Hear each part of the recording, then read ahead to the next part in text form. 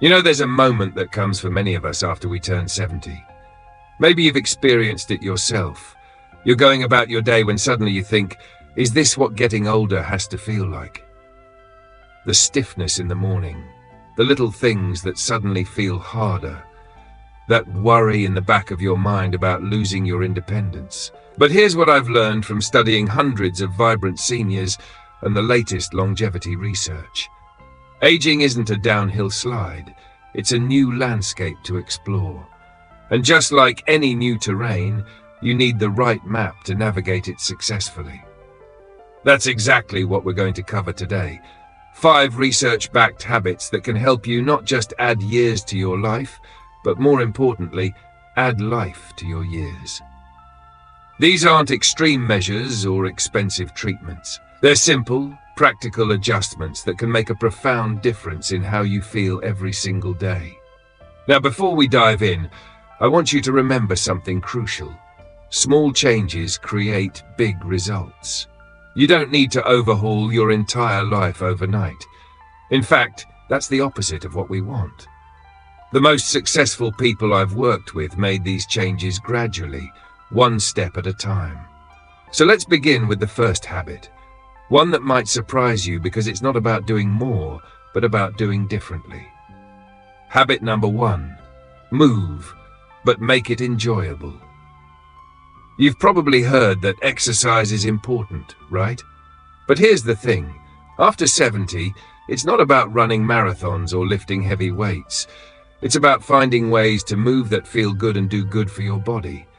Research from the Journal of Aging and Physical Activity shows that regular, moderate movement like walking, gardening, or even dancing can improve heart health, boost mood, and even help keep your mind sharp. The key? Pick something you enjoy.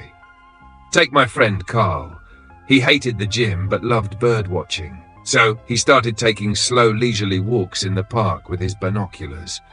Before he knew it, he was walking 3 times a week, not because he had to, but because he wanted to. That's the secret. So think about what you love. Is it a gentle swim? A stroll with a friend? Even chair yoga counts. The goal is to keep your body active in a way that feels like a pleasure, not a chore. Habit 2. Eat like a longevity expert. Now, let's talk about food. It's easy to fall into the trap of eating the same few meals over and over, especially if cooking feels like too much work. But what we eat plays a huge role in how we feel. Studies from the American Journal of Clinical Nutrition found that older adults who ate a variety of colorful fruits, vegetables, and lean proteins had more energy, stronger immune systems, and even better memory. But here's the twist. It's not just what you eat, it's how you eat. Sitting down to a meal you actually enjoy, whether it's a favorite family recipe or a new dish you've been curious to try, makes a difference. My Aunt Edna, bless her, used to say, food should be a celebration, not just fuel. And she was right. So, try this. Next time you're at the grocery store, pick up one new fruit or vegetable, or invite a friend over for a simple, shared meal. When food is both nourishing and joyful, it becomes a habit you'll want to keep. Habit number 3, stay connected in your own way. This one's important. We've all heard that social connections are key to longevity, but here's what often gets missed. It's not about having a crowd of friends, it's about having meaningful connections. A Harvard study that followed people for over 80 years found that those with strong, warm relationships were happier, healthier, and even lived longer. But that doesn't mean you need to be the life of the party. Maybe it's a weekly phone call with your granddaughter, a coffee date with an old friend, or even a friendly chat with your mail carrier. My neighbor George isn't much for big gatherings, but he never misses his Tuesday morning chess game at the community center. Those few hours of laughter and strategy give him something to look forward to every week. The message here? Don't force yourself into social situations that drain you. Instead, focus on the connections that fill you up, whether that's one close friend or a small group that shares your interests. Now, we've covered 3 powerful habits so far. moving in ways you enjoy, eating for both health and happiness, and nurturing the connections that matter most to you. But there are two more habits that can truly transform how you feel in these later years, and we'll dive into those next. So, take a moment to think about which of these first three habits resonates with you the most. Maybe it's time to try that gentle water aerobics class you've been curious about, or maybe it's as simple as calling an old friend today. Whatever it is, small steps lead to big changes. You know, one of the most inspiring letters I ever received was from a viewer named Helen.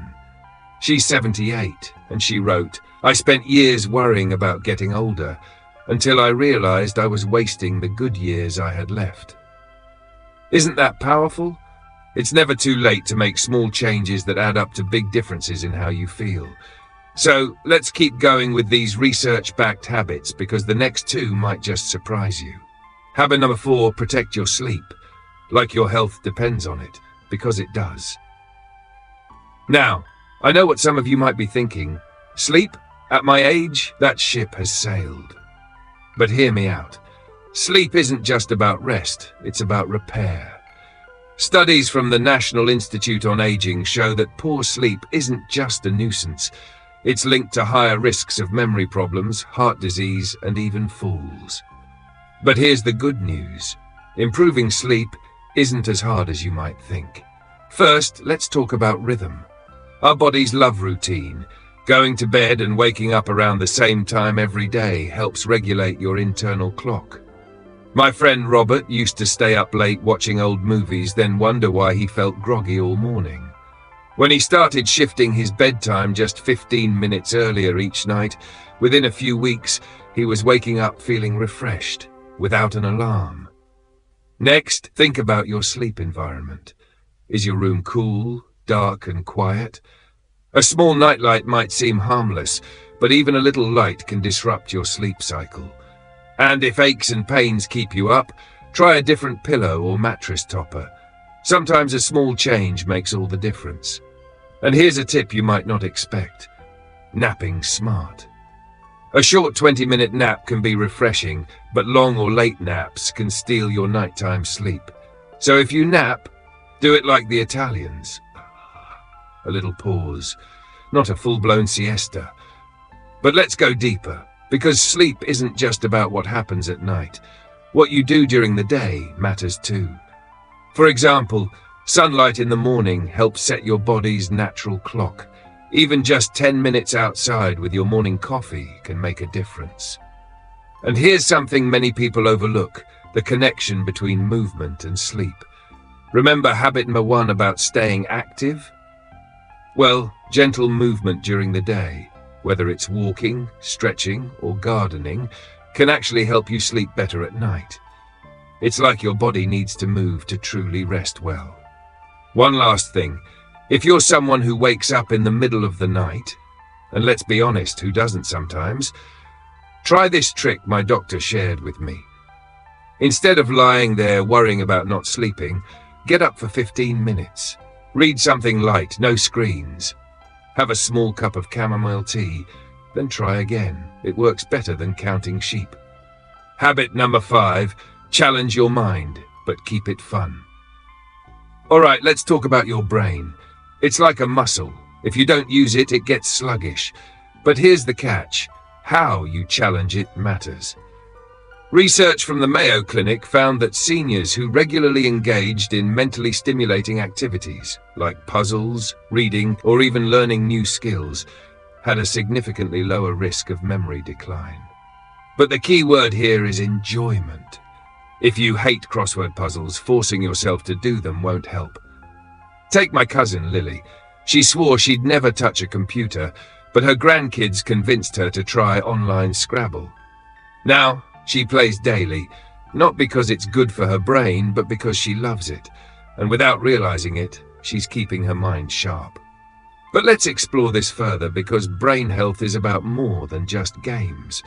Learning something new creates actual physical changes in your brain. Scientists call this neuroplasticity, a fancy word meaning your brain can keep growing and adapting at any age. Here are some simple ways to challenge your mind that you might not have considered. Cook a new recipe without looking at the instructions more than once. Try brushing your teeth with your non-dominant hand. When you go shopping, add up the prices in your head before reaching the checkout. Listen to a different type of music than you usually would.